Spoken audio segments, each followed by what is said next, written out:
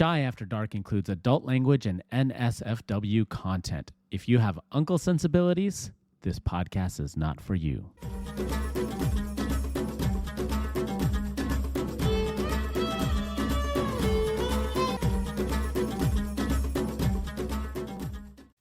Hey Chai listeners, Shubnam here. Today we're covering Welcome to Chippendales Episode 3, available on Hulu. In this episode, Somen, aka Steve, visits India, while the rest of the team keeps Chippendales' stamina up. Oh, and Merry Christmas Eve. Hello. What up, potty people? What's up? Hey, What's you know what I'm up? going to do? Yeah, what? I'm going to go make some chai. You guys banter. It better be some good chai. It's going to be some good chai. Hey, You're gonna have to shake your audience. Hey, one listener. Hey, one listener. I'll be right back. One listener. We are back. My voice is back. Let's go. You prematurely pressed record because you wanted to say hello. Yes. No, it's not premature. Speaking of Chippendales, prematurely. No, there was no premature pressing of the button. By the way, I just wanted to say that watching this episode, we got to make sure we say NSFW content.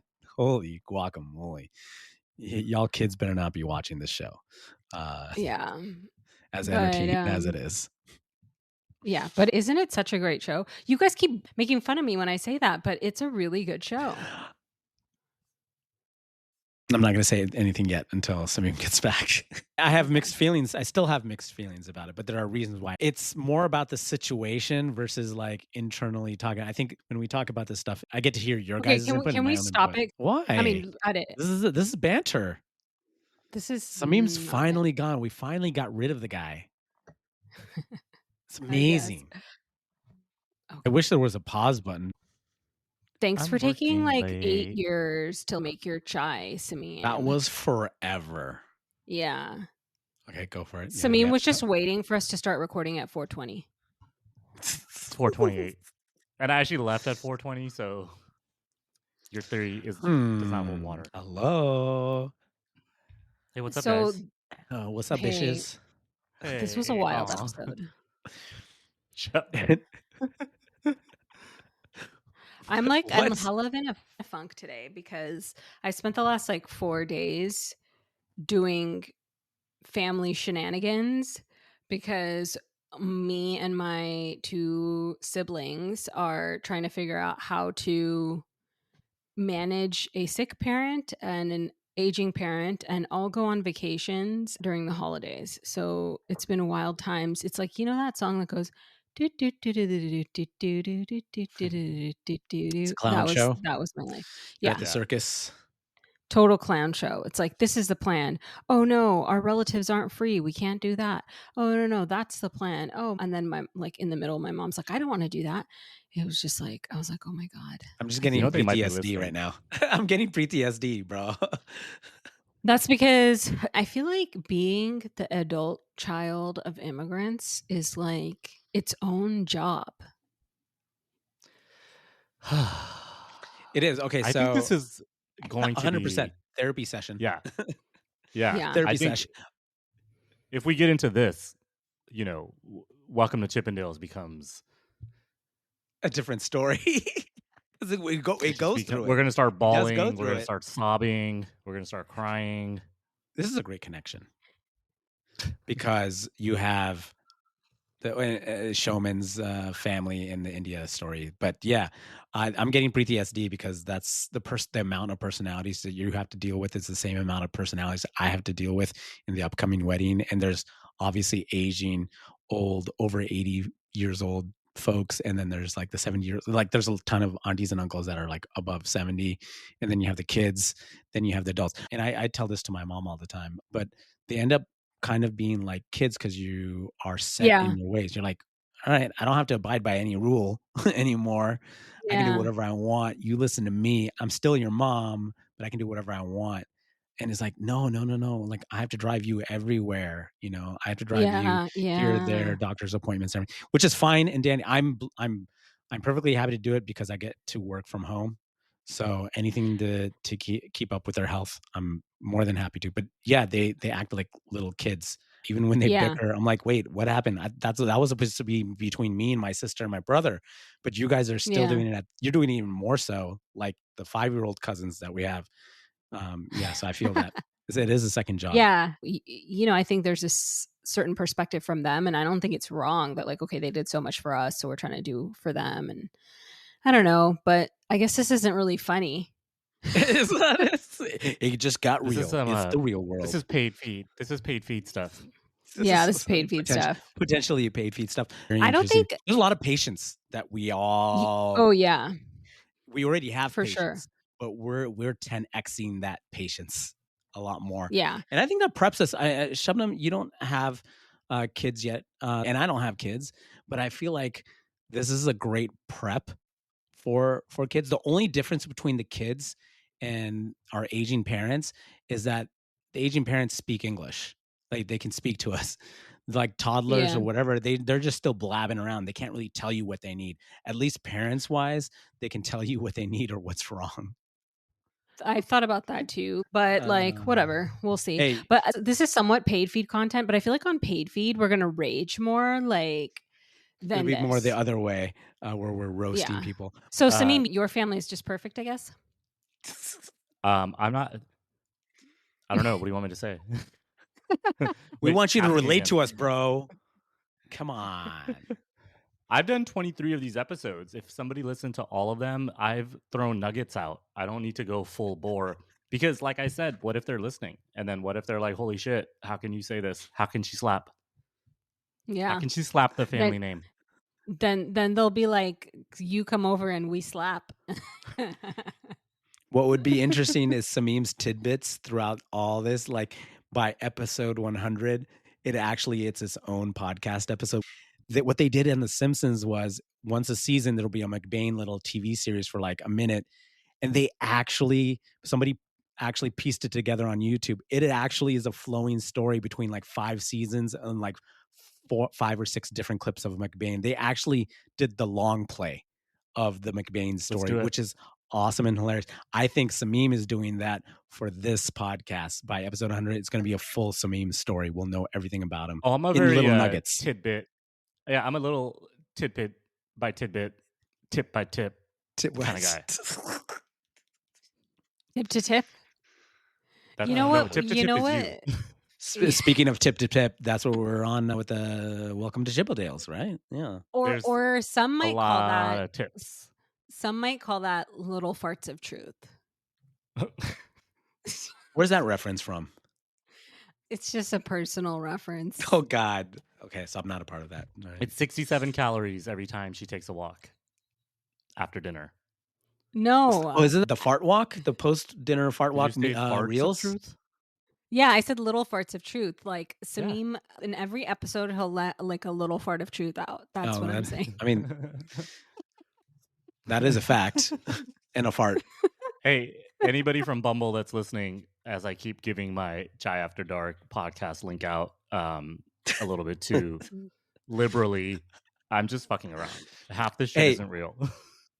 Dude, whatever you're doing is guerrilla marketing, bro. That is untapped It's only market. It's only a tiny fart of truth, and the rest is bullshit. It's an untapped market. If you know what I mean. Okay. No, I don't know. Let's do a real introduction, Imran. Now that your voice is back. I don't know. It's almost back. We didn't even get we have no Satsuri call 2 weeks in a row. Yeah, this is just banter because you decided to go make chai. And how was that chai? That's some good chai. Nice. I was hoping for a little, that's some good chai, but it's okay. You can make it your own. No, dude, I don't copy. I make it my own. All right, ladies and gentlemen. Dun, dun, dun, dun. Excuse me. Welcome to the latest episode of Chai After Dark. Chai. In this episode, we are reacting to Welcome to Chippendales, episode 3, starring Kumail Nanjiani. And welcome to Chippendale. It's an entertaining show that is on Hulu. Shubnum, what up?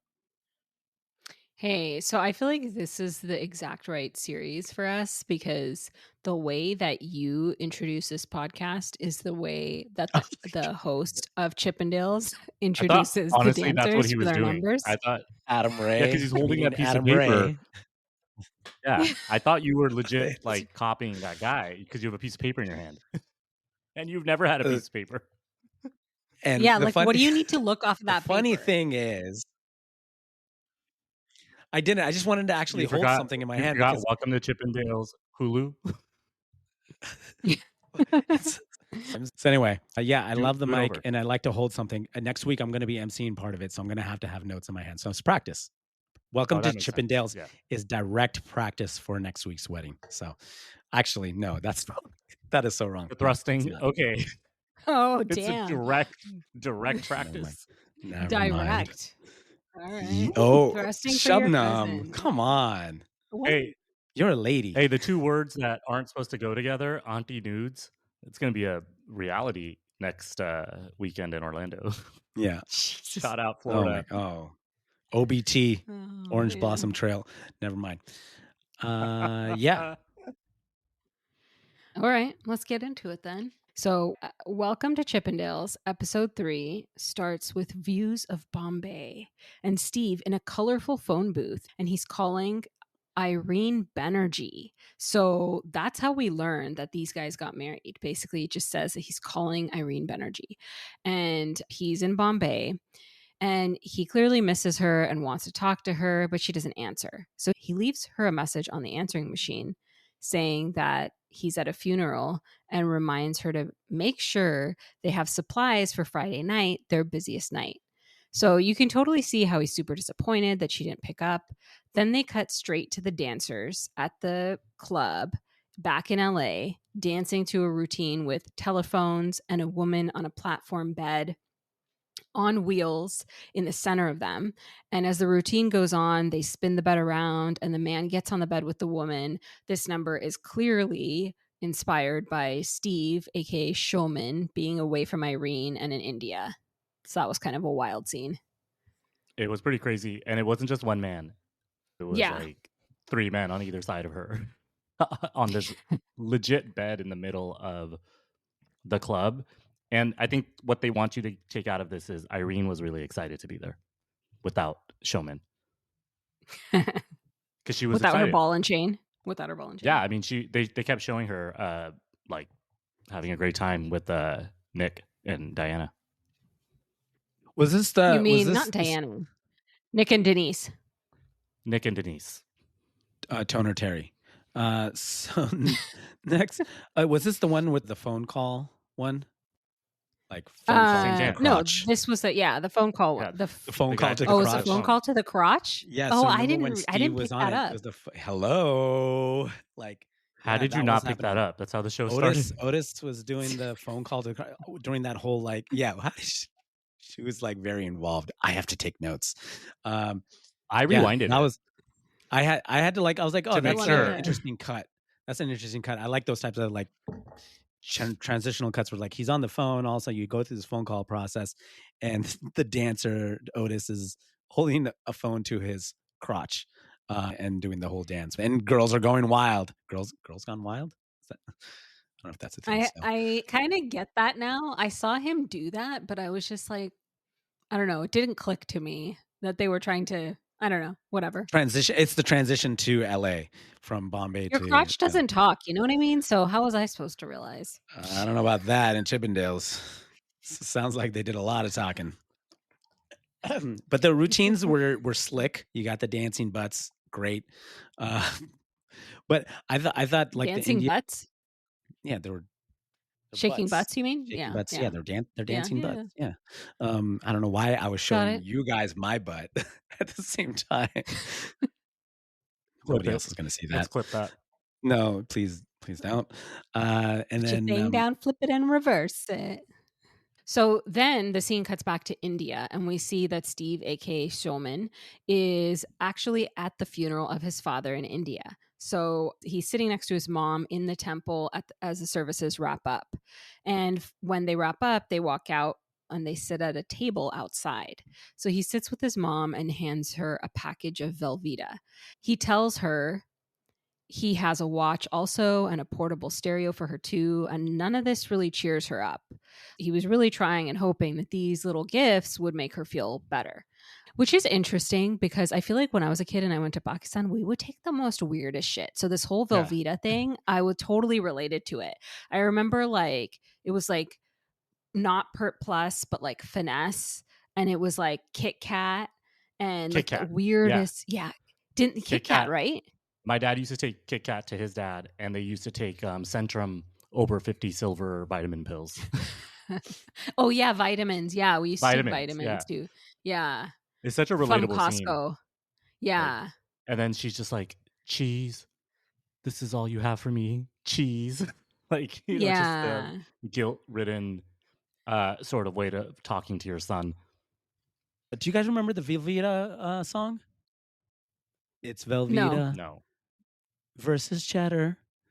It's Velveeta. Yeah. It's much better. Yeah. Anyway, that was stuck. Once I saw Velveeta, that song came back in my head, and like I could never get rid of it for like 30 years, and now it's back. So anyway. Yeah. So they sit quietly for a second, and then as Samim saying, Steve, aka Somen, tells his mom. I have to call him Somen when he's in the scene with his mom because it's like weird. He's not really Steve to his mom, you know. So he's not really a showman. He tells his right? Showman. Yeah, is he's really not. Well, he's the businessman. Yeah, exactly. That's true. Yeah, exactly. So he tells his mom he's really sad that he couldn't make it before his dad died. And he got to India after his dad passed away. His mom looks up and tells him that his dad was a workaholic and worked so hard he had a heart attack and died. So Steve feels the guilt trip coming on and asks his mom, how come Naveen, his brother-in-law, his dad's son-in-law, didn't help? And his mom says, Naveen is just an in-law, not a son. And anyway, he lives in a city in India that's kind of far away. And so Somen Steve says, and I live in Los Angeles, which is really far away. And his mom says, yeah, and you left us to run a nightclub, which isn't even respectable. And then the guilt trip comes. So you can tell like this cuts him pretty deeply emotionally. And he also seems like kind of prepared for it, right? Like it feels like he knew this was coming because he responds with, you know, most parents would be really proud of me because I've made it. And his mom says, what didn't you have here? We're middle-class people, Somen. We did not need to be saved by the United States. We just needed a dutiful son who lives with us. And he sits there kind of somberly. And I was like, that's kind of wild to hear his mom say that. What'd you guys think? Not every Indian comes to the United States. I looked it up in that year, in the 70s. There was 51,000 Indians in the U.S. And by comparison, there was 800,000 American Indians at that time. So he was like a pioneer. Wait, hold on. By American Indians, you mean natives? People from India. Indigenous? You're not talking about Native Americans, right? Yeah. When you say American Indian, I'm thinking indigenous. Yeah. Okay. Oh, so you're saying... Like there were no other American Indians. Like we were not American Indians. Our dads weren't American Indians, right? Yeah. So Somen and he was a pioneer. There was only 51,000 people from India in the United States. Well, and my dad and your dad. And I don't know Imran's dad. Yeah. Our fam. I don't know. Like not everyone needs to come here. Well, that's the thing though, because I feel like our dads that came here and Somen also, they didn't come here because they were like refugees or Somen came, I don't know why he came exactly, but like he came and he became a businessman, whatever. Like a lot of our parents came to get educated for school, right? And my dad actually was not planning on staying forever. He was just planning on coming for school and staying for a few years working, but he ended up staying to like help his brothers go through school. And then he just ended up being here for like 12, 14 years at that point. That it didn't make sense to leave because like he had kids like, and we were growing up here. We're going to stay. Yeah. You know, funny story. I asked him like, so, you know, he's had dementia for like 12 years or something, but I asked him like maybe 15 years ago, 16 years ago, like a few years before he got it. I was like, so when did you decide you were like actually going to stay in America? And then he looked at me and he was like, I still haven't decided. That's So I was nice. like, Nice okay. punchline. I mean, I don't think my parents want to be here. They just got back from Pakistan yesterday or a few days ago. They go every winter. And when I was younger, and we're gonna put this on the paid feed too, by the way, Pakistan stories. Your boy Sameem used to go every summer, and I got all kinds of stories. Yeah. I got me barely too. any. Yeah. No, but I we'll tell got you the I stories. probably, yeah, I got nothing. Mm. I Oh, was I'm just sure you have we just have to hit the right button and Yeah. then you're gonna have a story. I know yeah. you. Yeah. So We got to yeah. get him a little riled up here. I thought it was Yeah. interesting on like the accent note. Like we already know like Kumail is more Pakistani in his accent, but also American since he's been here since college. So there has that little mix there. So when he speaks in Urdu/Hindi, I guess I'm used to it. But the dialogue between him and his mother, it feels there's a little bit of this like Americanized accent with the mother herself too. Because when we watch Hindi movies, it's just like free flowing. It feels more natural. We're used to that. We've watched it for decades.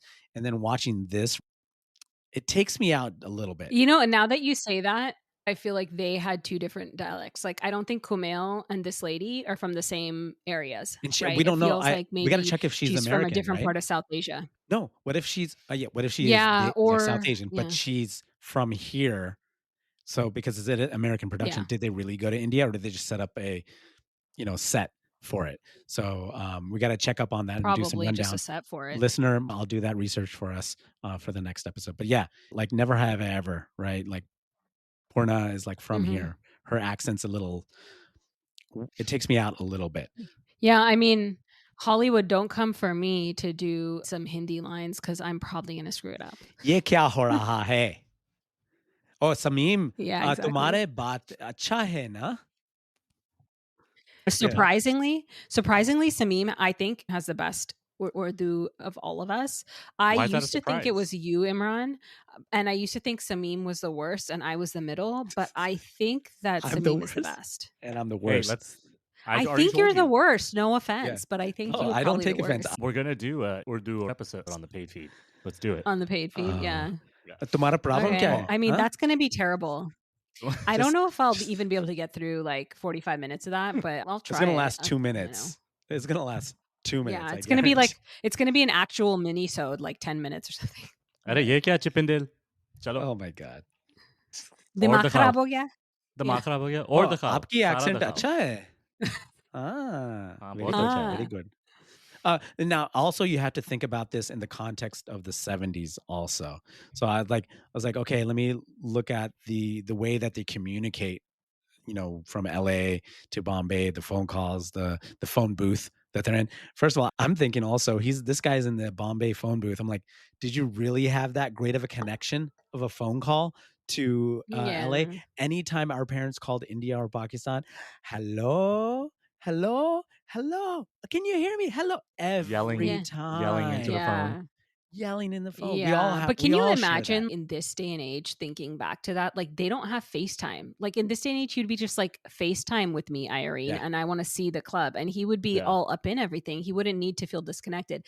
But Yeah. him going at that time, he had to freaking walk to a phone booth and then call her and probably had a shitty connection. And then he could only call her like a couple times. And if she doesn't pick up, she doesn't pick up, Yeah. And one It's thing I want to freaking confirm is like a middle different class. world.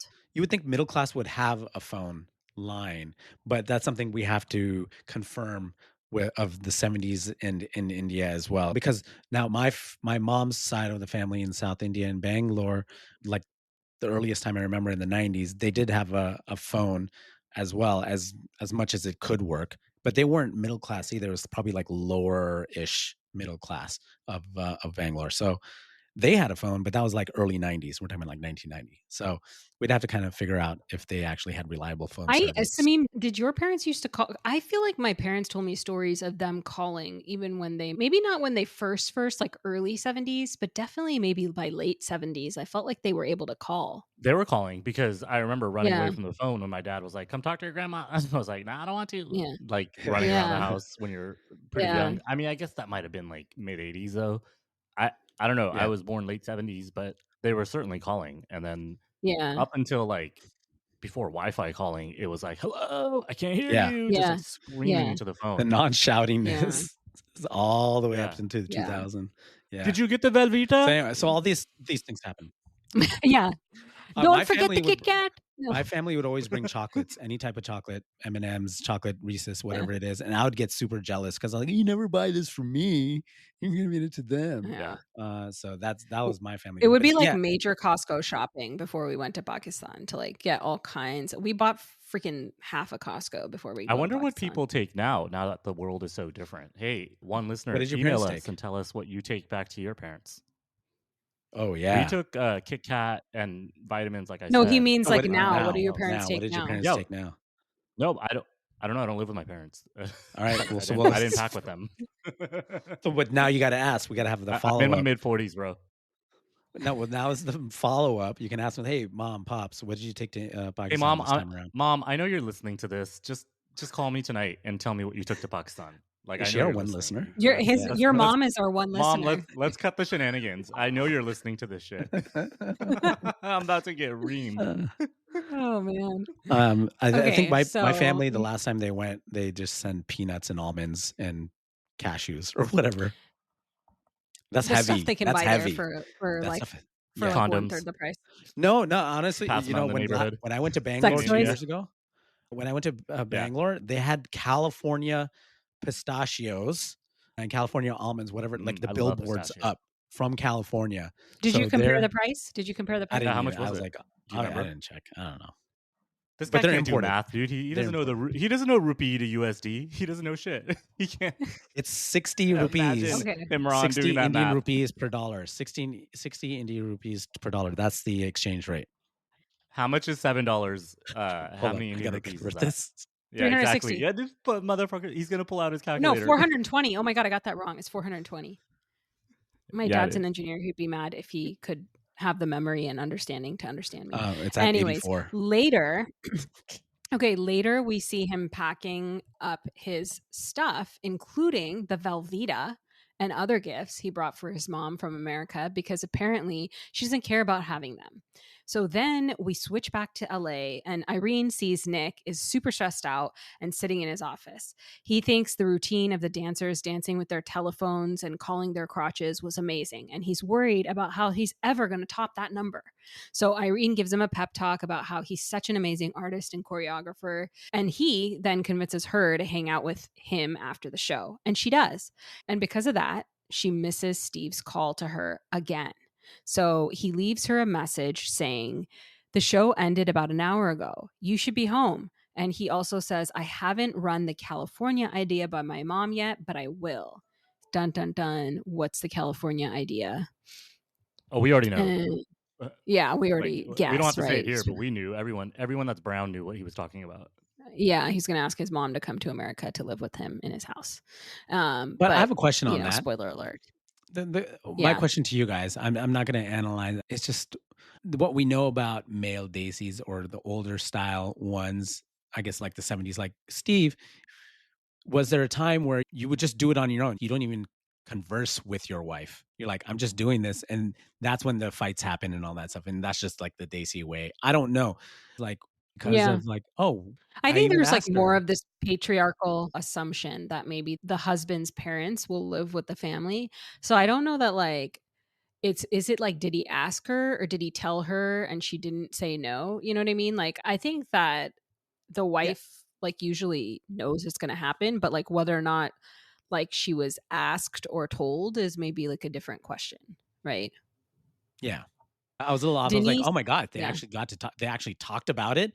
And she's like, yeah, that's cool. I'm like, when did that ever happen? Well, she's also white. So he probably had to be like, in our culture, they like do this. And so it was probably like that kind of thing, you know, as opposed to like a Desi woman where he'd be like, you know, this is how it is or whatever. Right.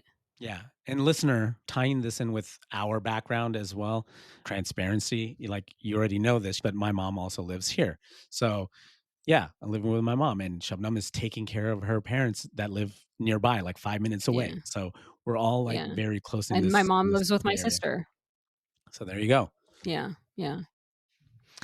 Anyways, okay, so Denise and Irene chat at the bar, and Irene congratulates Denise on the freaking amazing costumes. So Denise is loving the validation and then says, "This calls for a celebration," and she busts out with a vial of cocaine.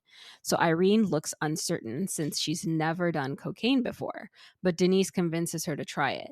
So Irene does the cocaine and starts having like a total blast, and she's like dancing all night on the dance Oh, floor. she's At one blasting. point, she yells over the music. Yeah, yeah. And at one point, she yells over the music, "I love cocaine." And then Nick and Denise both end up going home Randos. with a man, and they spend the night. Yeah, they spend the night hooking up. We see that apparently they decided to be housemates, so they live together. And then the scene cuts back from that like debaucherous hookup into India again. And we see Steve, aka Somen, is lying on the bed in the middle of the night at his mom's house in Bombay, looking up at the ceiling, unable to sleep. So he ventures downstairs to his dad's printing press, and he's feeling all nostalgic, wandering around, caressing the machines, and he starts remembering his father showing him around as a child. Just then, his mom comes down and they start talking and reminiscing together about old times and how she would make Steve, aka Showman, and his dad dal tadka. Again, that's like lentil soup, lentil curry, as his dad used to teach him about the family business. And they start remembering this one time how he dropped the dals all over his dad's lap, and the dal spilled all over these like documents his dad was holding. And they laugh and they remember. And then all of a sudden, he goes to his mom, "Come with me to California. I have an amazing guest house and it's beautiful." And his mom says to him, "Son, my home is here in India. I worry about you, Showman." And he says, "Why? I'm wealthy and successful and have more money than everyone in our family put together." And she says, "That's exactly why I'm worried. Some people are not cut out to be rich." And this is kind of like ominous. Yeah. Mom's So I never don't know. It happy. feels like some shit's going to This go is a down. story of mom never being happy. Yeah, that's true too. I mean, you're rich, she's not happy. You're poor, she's not happy. I mean, that's true too. But it does feel like maybe something crazy is going to happen, and I it's mean, like foreshadowing or something. I just hear her being like holding a grudge against him for not showing up to the funeral. Like, okay. On a casual sense of, I want to say that like he's dead. Like, okay, what is he rushing for? And depending on how their burial style is, Dead. I was like, yeah, I'm sorry. And I'm talking regarding this show specifically, not in my real life, because I did rush back for my dad's funeral. So I did fly back from my vacation and got there. But it's still like in this show, I just felt like she's going to hold that grudge with him forever. And as the son, and you love your mom, you love your dad, I feel he's just going to hold a lot of it for a while. When he switches to English, that also takes me out. I was like, you go from Urdu to English, and it takes me out because she doesn't do any of that. She just speaks straight Hindi, Urdu. Yeah, I feel like they did that for production because they wanted to make sure that him asking her to move was like really easily understandable to the listener. Because he would never ask that in English to his mom versus subtitle. I think. Yeah, I agree with that. Yeah. Okay, so then we cut back to LA, and it's the morning, and Denise is lavishing compliments on the guy she spent the night with about how amazing his abs are. And then suddenly this light bulb goes off in her mind, and she runs into Nick's room where he's like with another guy still and says, "I've had the most amazing idea." And they like ditch their hookups and they start brainstorming on the next number for the dancers. So then we cut back again to India, and we see Steve attempting to call Irene again. This time it's like a little past 7 p.m. in LA. Irene answers and she's kind of groggy. Steve is concerned and a little annoyed. So she tells him that she just woke up from a quote unquote nap and that her, Denise, and Nick went out the previous night after the show and that she tried cocaine. And she asks Steve if he's ever tried it. And he's like, "What? No, I never tried cocaine." And the people waiting in the line at the phone booth in Bombay are like, "What the fuck?" Yeah. And he says, "Who gave you cocaine? Was it Nick?" And she says, "Denise, but Nick did it a bunch too." And then he just like goes off on the cocaine. It was like hilarious. Yeah. He's like, "Cocaine? Who gave you cocaine?" And like everybody in the in India. Like, what the fuck's Everybody this in guy talking India is about? like, yeah, what's cocaine? No, She I was don't so know. Maybe they casual with know. it. It was like so hilarious. Like, she tried like Diet Coke for the first time, like a different kind of Yeah. cocaine. She was so casual. She was just straight up like, yeah, I tried cocaine. And then she literally, didn't she say something like, we should try it too, or you should try it when you get back? Yeah, something Yeah. like that. Yeah. He's like, are you out of your mind? Like, Yeah. it was kind of Yeah. funny. I mean, I don't know. I wasn't like in that party mode in the 70s. Obviously. But I would, yeah, obviously, but I would imagine like they didn't know like the implications of it. She's so innocent in the show. Now this is the first time when Steve's gone that she's getting excited with the strippers and she's doing cocaine. Literally hookers and cocaine. Isn't that a popular Reddit meme when someone wins the lottery? That's literally what she did. Which is interesting because she's also kind of from this nice Midwestern family that were like aluminum siding people, right? So she probably was just like she wasn't like drinking anything. She was sober. She didn't drink. And she was was having cocaine. a good time. And she only had the Coca-Cola at the club. And until Denise introduced it into her world and then went apeshit on it, it was like, oh, what the? Yeah. So the good Midwestern girl got corrupted by Denise. Juliette Lewis. Yeah. So then we see Denise and Nick finish their brainstorming session and they end up with something they both think is like fucking incredible and very ambitious, something that just poured out of them. And then meanwhile, we switch back to India where Steve is, and he stayed in the phone booth and he called Nick and Denise and they don't answer because they're too busy congratulating themselves about this new number. And he leaves this message saying, you gave my wife cocaine? And he's like still pissed about it.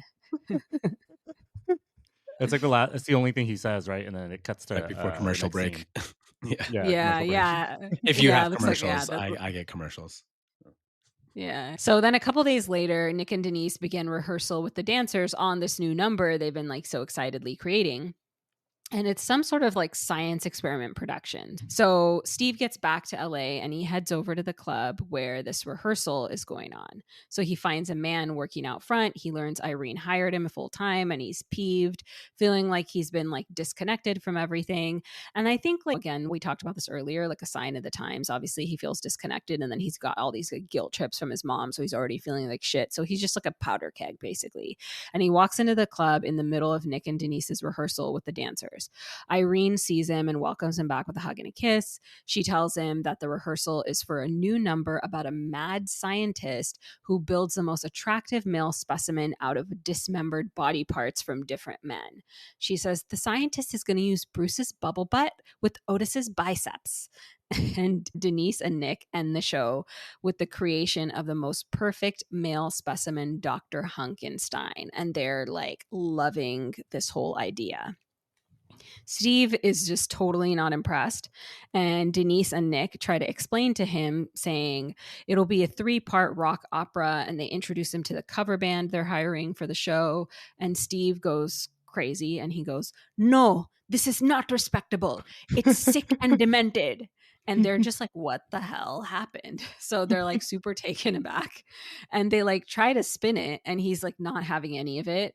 And Nick says, whatever, we're doing it. And Steve totally goes crazy and he yells at everyone and he tells them, I'm the boss. You are my employees. You are not doing it. And then, yeah. And I don't know, I got like flashbacks of my childhood, but that's another story. Oh, damn. Yeah, me too. This was his Walter White moment where he's like, I'm the fucking boss. Like, yeah. He's like, I'm the boss from Breaking Bad. Like, he just went off on everyone. Yeah. So Nick is pissed. Do you guys think that was a good idea? Do you think the Frankenstein doll thing was a good idea? I don't actually even know what they were going to do with it. I think it was stupid. Like, I think the women would have been into anything that was like a kind of good show with like half naked men. So I don't think it would have like hurt their business, but it's kind of like a dumb idea. Yeah, I thought putting together like you want us something amazing. You want us to concentrate on a storyline now? Like, we're already concentrating on your choreography and your biceps and your abs and your junk. Like, yeah, just show us the abs and the bubble butt. We don't need any storyline. Yeah, we and know. you We know throw in a Shubnam. tease. The whole point is the tease, right? I would think. I wouldn't know. Shubnam, Yeah. you tell me. But like the tease, and not like a complete storyline, like a Broadway musical. So it kind of takes you Is out. it? This is what you're going to be doing for your dance, right? For your cousin's wedding. It's For- just a tease, it's and it's just, a but not a tease. storyline, right? It's a tease. Man. No, it's going to be a tease. It's going to be done. You're outing me now. Come on, Shubnam.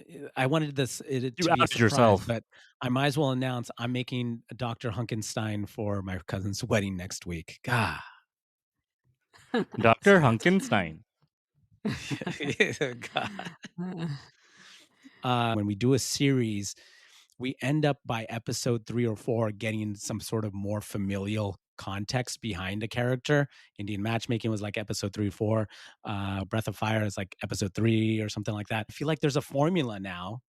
We understand that this is episode 3. Now we get to see Showman's context, where he's from, working the printing press with his dad. That's what his mom wanted him to do, work in the family business, all that context, and taking him out of the actual story and then putting him back in. And now you get to pick a side, I suppose, at this point now versus like before. You like get to see businessman. what makes him tick. Yeah. Yeah. And so I like hitting that moment. I was waiting for episode 3 or 4 to really give us more context, and we got it.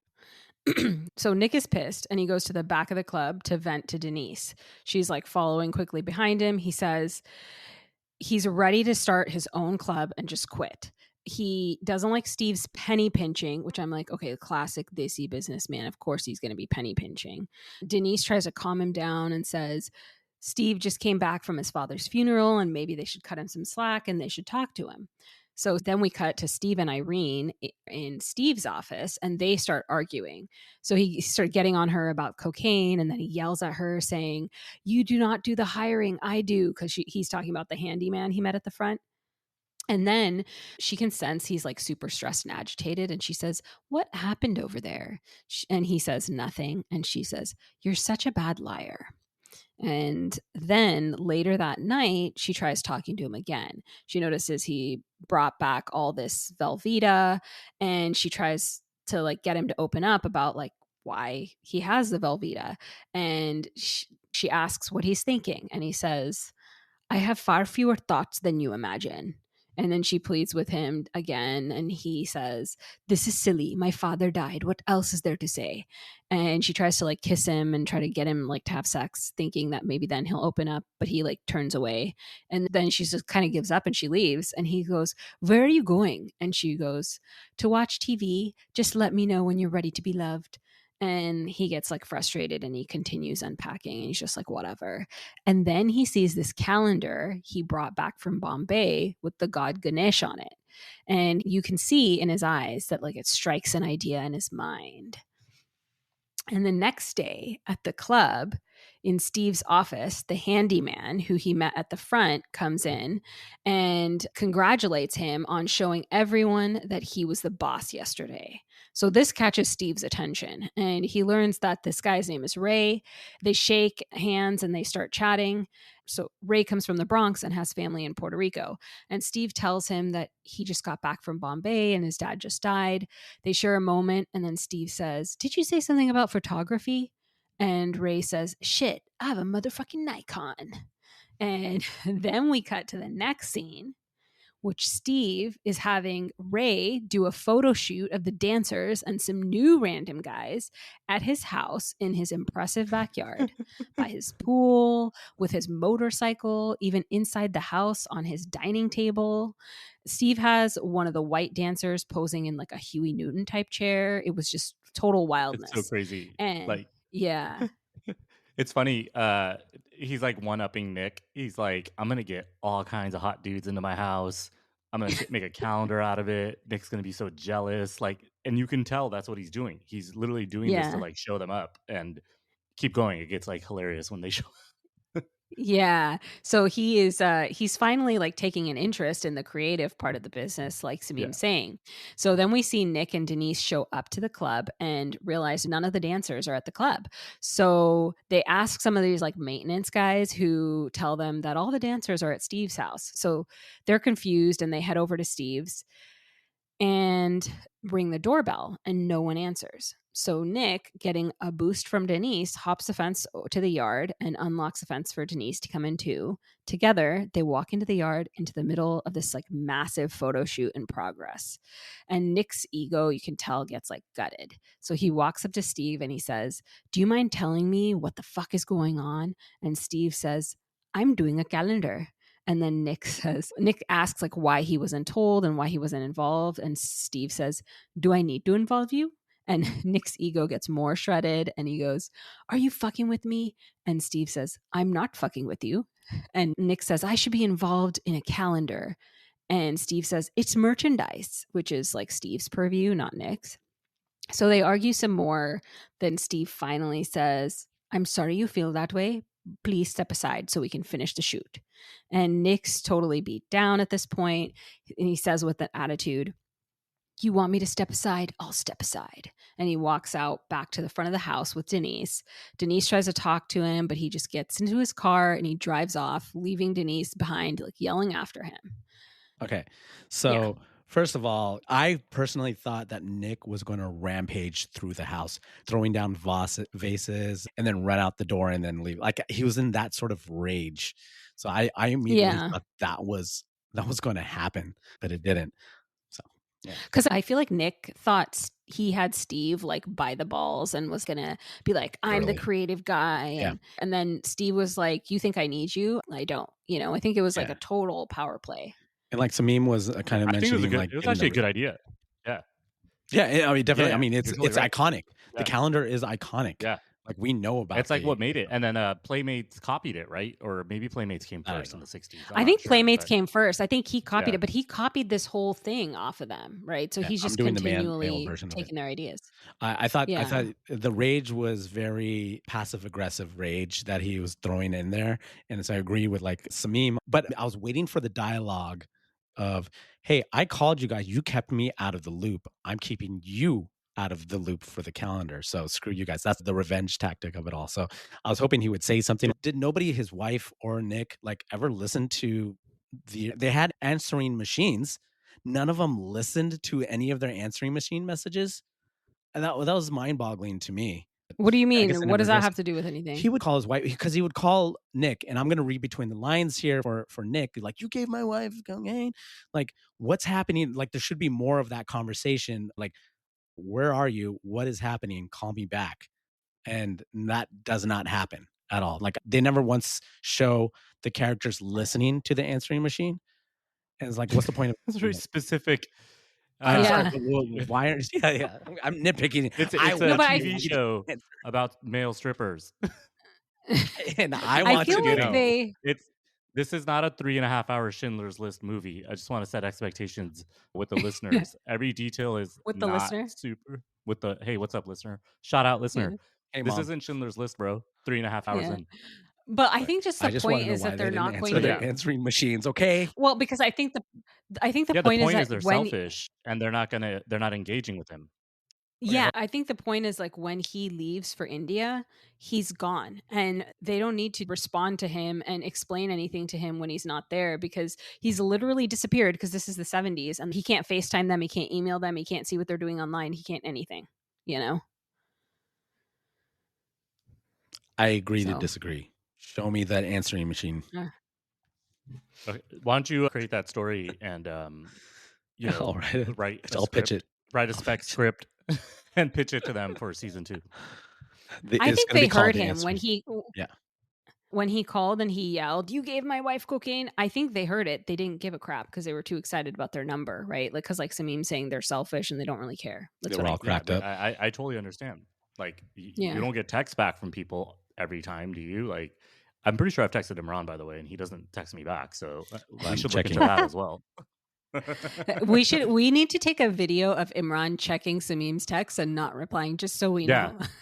Like you're about to blow yourself up on this podcast. So don't go through our text, dude.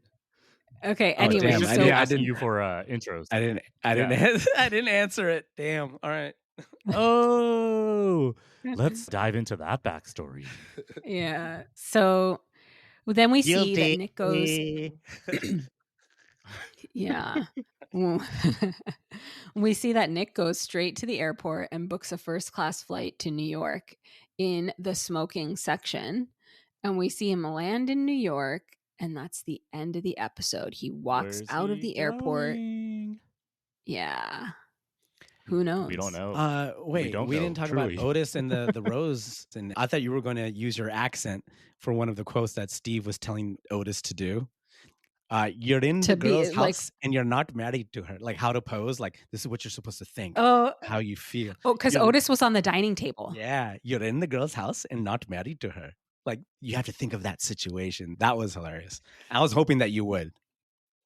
Steve was like, okay, Otis, imagine you are in the girl's house on Indian matchmaking. You're not married to her, but her father's not there. So you took your clothes off and you're just in your underwear and you laid out on the dining table in a red underwear and you hold the rose in your mouth. Okay? Just imagine that. I wonder what Seema. Hey, let's cut this into the beginning. Like we can't hold that accent till the end. We need listener needs that. Each episode needs cut and edit that into the middle. Line from there. Yeah. I mean, all right. It's like Somen is the like unsexiest guy ever.